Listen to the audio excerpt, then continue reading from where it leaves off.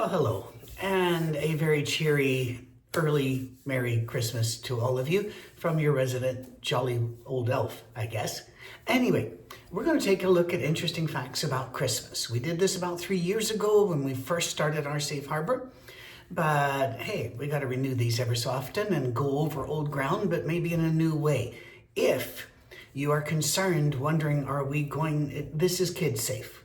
Let me just put it that way, all right? Yeah, childhood dreams and wonder will survive this. So no need to turn it down. So when was Jesus born? Well, we know he was born and we know where he was born, but the Bible does not give us a birthday. So some people will say probably in the spring. You know something? It's just not that important. What's important is that he was born. And so early on in the Christian centuries, they decided to start Christianizing some things. And so let's say that there was a well that they used to say that this particular God would bless people that drank from the well. Well, Christians would then say it isn't God that's blessing you. The blessings come from God and from the person who made this well. And let's tell you a story of St. Bridget or Ethelwood or something like this. They took the pagan and dedicated it to Christ. And I think that's a fine thing. Doesn't bother me at all. So when someone comes to me and goes, so you're celebrating the pagan festival of Saturnalia, I just laugh, frankly, because there's so many things, the names of the months of the year, the days of the week, all of those have pagan roots. I wear a wedding ring, pagan roots. Gravestones, pagan roots. Wearing white at weddings, pagan roots. On and on and on and on. We take these things and give it to God. That's our job. So, December 25th it is. Unless you're an Eastern Orthodox Christian, in which case Christmas is January the 7th.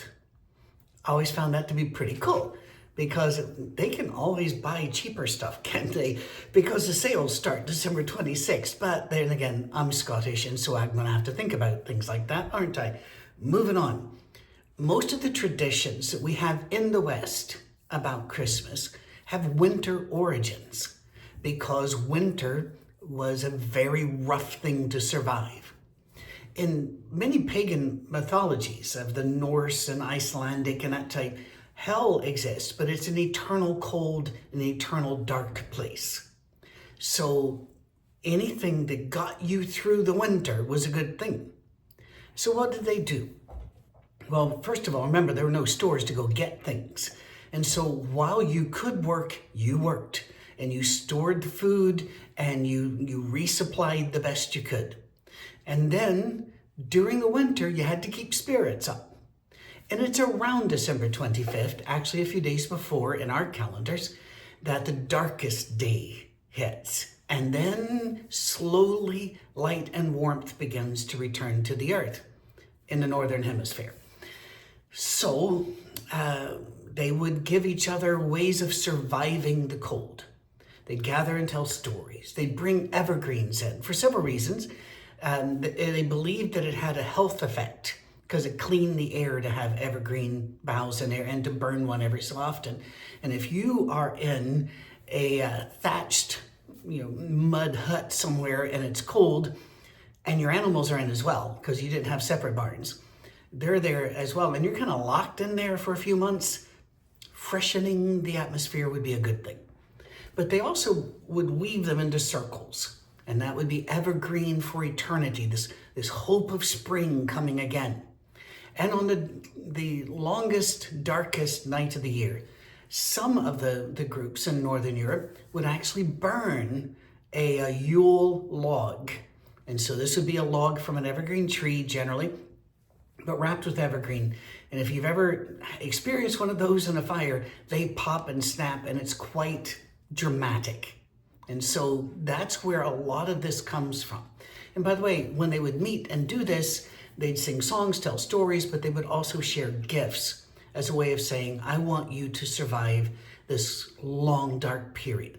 And the gifts would be of simple food, like apples and oranges. And some of your grandparents and great-grandparents, that's what they got. were, a couple of oranges and apples and maybe a small wind-up toy. Because Christmas wasn't a big commercial thing back then, although we were trying hard to make it that way. It was more of a simple day off work, celebrating Christ, singing songs, relaxing, and sharing bits of food and stories. So sometimes you would do more than toys. Very often, needles, for example, sewing to repair clothes. Those were hard to get. And so they would share bone needles or whatever substance they made them of. Bone and antler were big, popular ones. They would share bits of clothing and such. Once again, to give anything away was an act of great sacrifice. And so all of this was going on anyway. And then when they learn about Christ, he is woven into this story in beautiful ways. And so the wreath now becomes eternity. And the evergreen is everlasting life. And the Yule log is a celebration of faith in the darkness, that God will come back to us in our own times of darkness. And you can go on and on with this because, frankly, it does. You can write a whole book about this. Oh, wait, many people have. So just be aware, I love all of the traditions. And the lights are kind of raging against the darkness. That's really where it came from. Because you normally, back in these days, and again in probably your great-grandparents' day, people went to bed when it got dark. And they got up when it was light. That meant in the winter, they stayed in bed a lot more.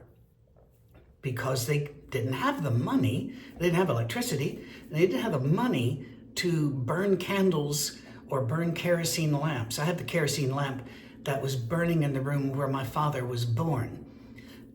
You didn't have it on most of the time, but you did for things like that, right? So to light candles against the darkness was a sign of faith, a raging against the darkness and driving it back. And especially those of us who are big fans of the Apostle John and his writings love that metaphor of light versus darkness, and light pushing the darkness back. So I'm a big fan of Christmas lights anywhere, everywhere. And I'm one of those guys that would have them up all year round, even though I know that that's probably not financially wise.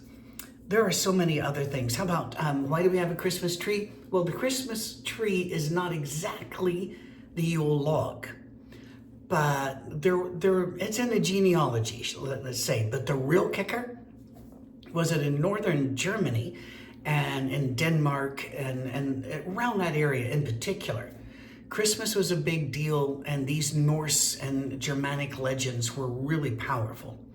And so they went further, and they'd bring in an entire evergreen tree, and they would bedeck it with bits of paper, basically. You didn't light anything on there unless you wanted to die, because back then, again, it would dry out. There was no place to go, no fireplace. Fire was unsafe to put near the tree, so they didn't do that. But they put little pieces of paper and little sweets or something in the tree. And the kids would then, their job would be to go find the sweets that were in the tree.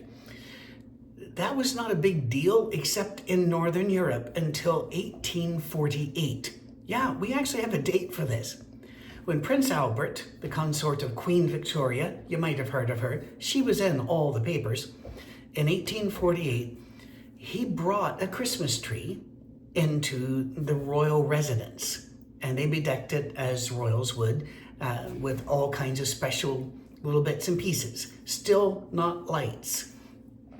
And they did a drawing of the happy couple, Prince Albert and Queen Victoria, by the Christmas tree on the cover of the most popular tabloid of the day, the London Illustrated News. And as soon as everybody saw that, everybody wanted a Christmas tree. And even today, there's fascination with royals that somehow goes right over my head. But the Christmas tree really launched out of that northern Germanic area to the world because of that. Well, how about Santa Claus? We're going to talk about him another time. And that will still be kid safe, by the way. but there's so much about him. The current image of Santa Claus, I will give you this, comes from a Civil War cartoonist named Thomas Nast, and Nast. You can look him up. Fascinating drawings, fascinating character. And he brought Santa Claus into the jolly old elf phase. Before then, a lot of the Santa Claus drawings and depictions were of the stern fellow.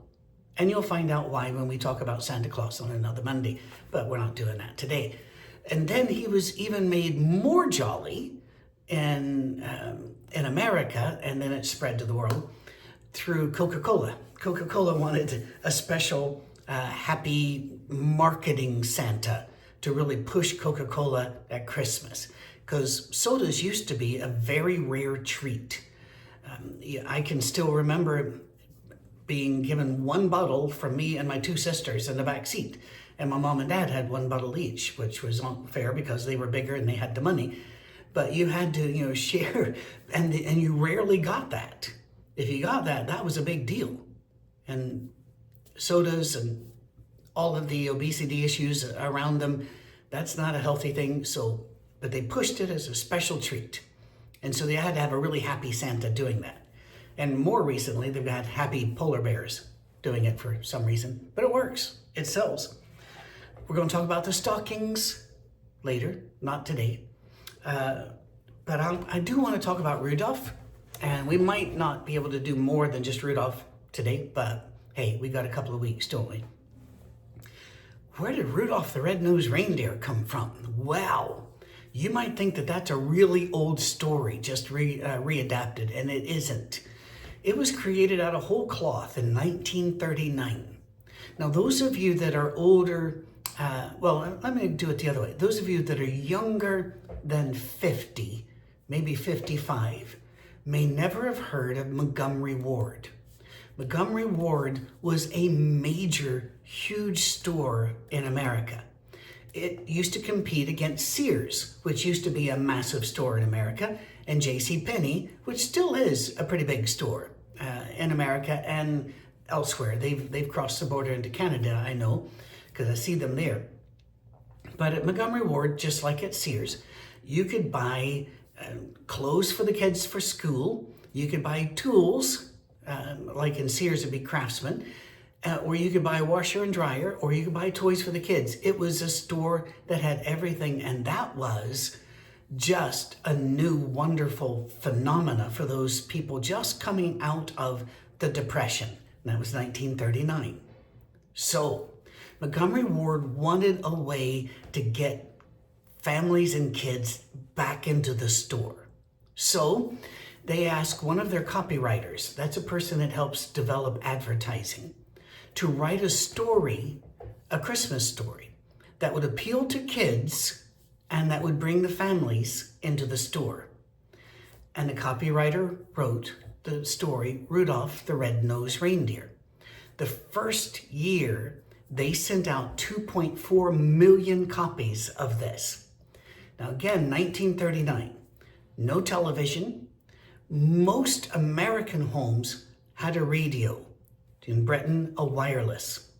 But there wasn't a lot on there except at certain times. You'd gather around for family stories, and you'd gather around for the news at other times, or a presidential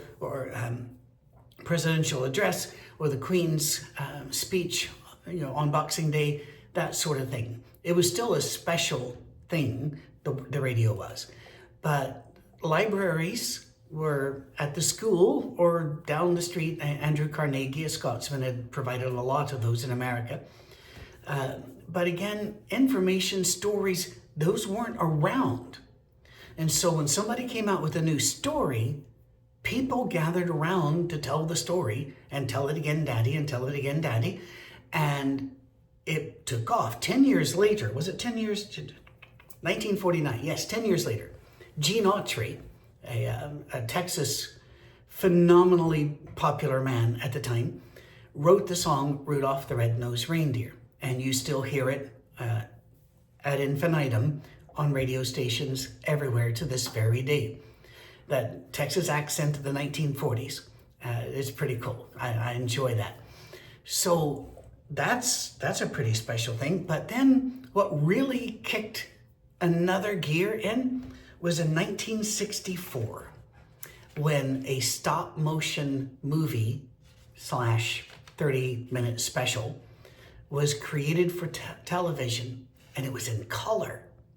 Now, we didn't get color television until I think it was 72, so I didn't know it was in color. But in 1964, they did Rudolph the Red-Nosed Reindeer, The Island of Misfit Toys, Herbie the Elf that really wanted to be a dentist. If you are in America, Canada, or in a lot of British Commonwealth countries right now, you're going, oh, I love that one. I did too. It was my favorite. Although Mr. Magoo's Christmas Carol was a close second, which shows you my cultural bar had not risen mightily by that point, but I still like it. But I'll leave you with this because we've hit 15 minutes, about to go 16, and we'll pick up next week. Fair enough? The reindeer have had a lot of names.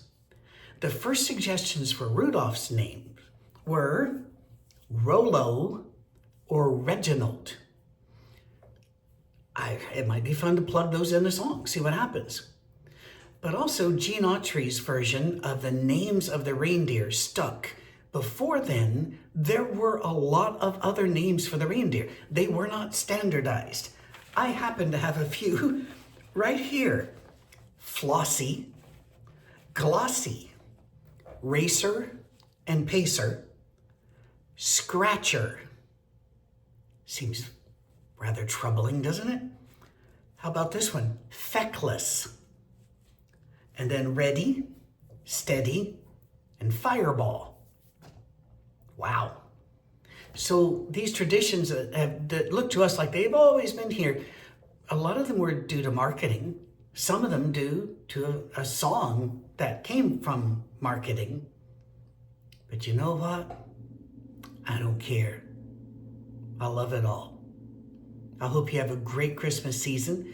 I hope you're tuning in because we are really we started November 19th with a series called The Always and Forever Messiah.